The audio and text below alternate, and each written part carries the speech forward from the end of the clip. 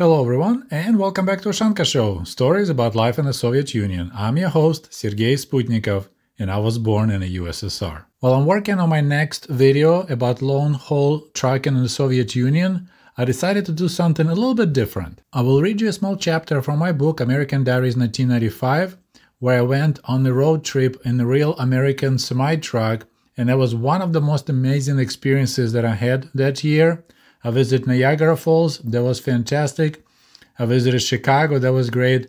And I rode a real American rig, which was also really cool. And also be my practice to see if I'm good enough to record an audiobook. Some of my viewers requested audiobook version of my 1995 and 1996 books. So we'll see. If you like it, let me know in the comments. And here we go. October 23rd. Just when I thought that my American adventures were over, something unexpected and remarkable happened. Richard invited me to join him on a truck trip, a 500-mile delivery to Columbus, Indiana. Yes, comrades, I was offered an opportunity to be on the road again, but this time in the cabin of a real American rig, just like Chris Christopherson in my favorite movie, Convoy. The movie became an instant mega hit in the USSR back in 1986, when the Soviet government permitted it to be shown across the country. More than 35 million people went to see the show. Like many of my fellow Soviets, I watched it several times over. The story about a rebellious trucker, Rubber Duck, and his friends fighting against the crooked cops connected with the Soviet viewers, and Convoy became number 77 on the list of top 100 most popular movies in the USSR. I fell in love with America's wide roads, free spirit, and, of course, giant chrome beasts belching black smoke. American trucks were so cool. It was early and cold morning when we arrived in the parking lot of a local trucking company. A huge black Kenworth sat there silently, covered with millions of tiny silver drops of dew.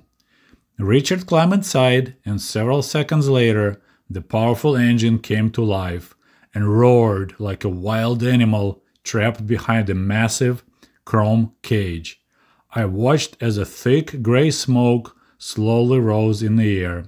It was time to go trucking. I followed Richard and climbed into the cabin. We buckled up and I looked around. It was almost impossible to keep my excitement down. The Kenworth's cabin reminded me of an airplane cockpit with its dozens of different gauges and switches. The view from the truck cabin was quite scenic. It felt like we were flying above the narrow country roads and making small cars scatter around like bugs. It was another pleasant sunny day, and I enjoyed the autumn views of rural America. We drove through the small, sleepy Indiana towns that looked exactly like the ones I saw in Michigan. A church or two, a stoplight, a small grocery store, a couple of gas stations, and no pedestrians on the streets. I admired how easily Richard navigated his truck and extended trailer through the tight turns and intersections. We arrived at the expensive warehouse about an hour later and took a load of frozen cherries. Our destination was some bakery on the opposite side of Indiana.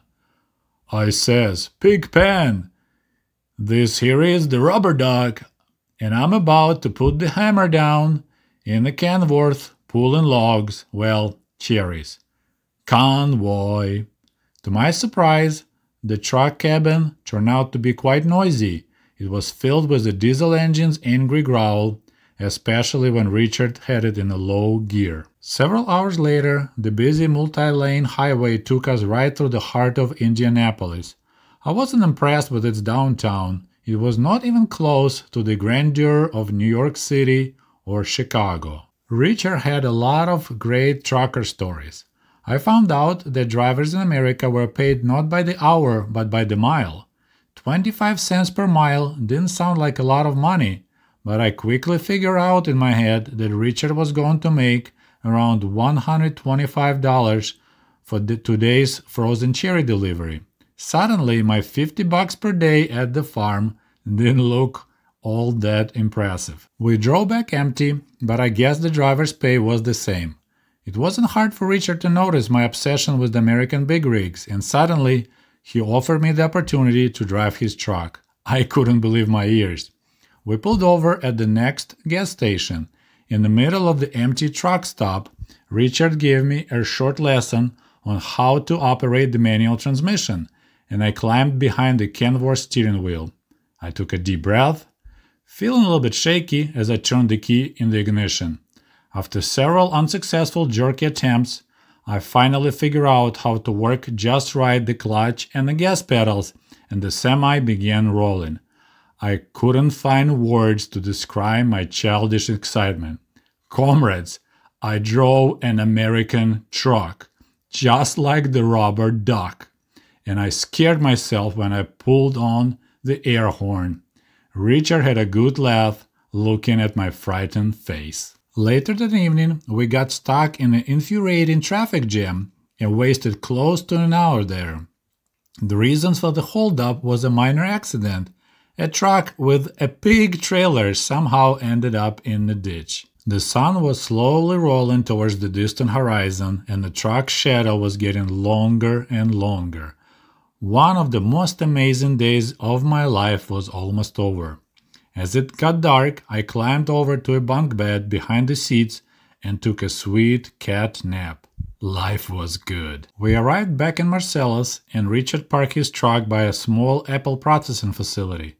The place was busy even this late hour. A dozen or so workers, definitely Latinos, monotonously sorted freshly washed apples on a fast-moving conveyor belt. All of them wore silly-looking hairnets and yellow aprons. Dripping water was everywhere. The apples disappeared into a large steel drum, which was making loud metal clunking noises, the guillotine. Neatly cut apple slices were coming out from the opposite end. Several workers waited for them at the end of the conveyor and scooped the slices into the prepared boxes. The place was boisterous and filled with the hum of electric motors and clatter of steel blades. Large puddles of water covered the old concrete floor. We put hairnets on, and Richard walked me through the steps of making apple slices, the filling for the iconic American pie. I recalled the idiom from my book, as American as apple pie. Tomorrow, Richards were heading out with a load of frozen sliced apples to some other bakery. On the road again. I just can't wait to get on the road again. Okay, my friends, I hope you enjoyed the short story and the photos that I took during this trip. Please let me know in the comments if you think I'm good enough to record the audiobook. If by any chance you became interested in my American adventures, my books American Diaries 1995 and American Diaries 1996 are available on my site, sputnikov.com. It's in a regular paper book as well as ebook, and possibly one day I'll make the audiobook. And once again, thank you for watching Ushanka Show. До свидания. Goodbye.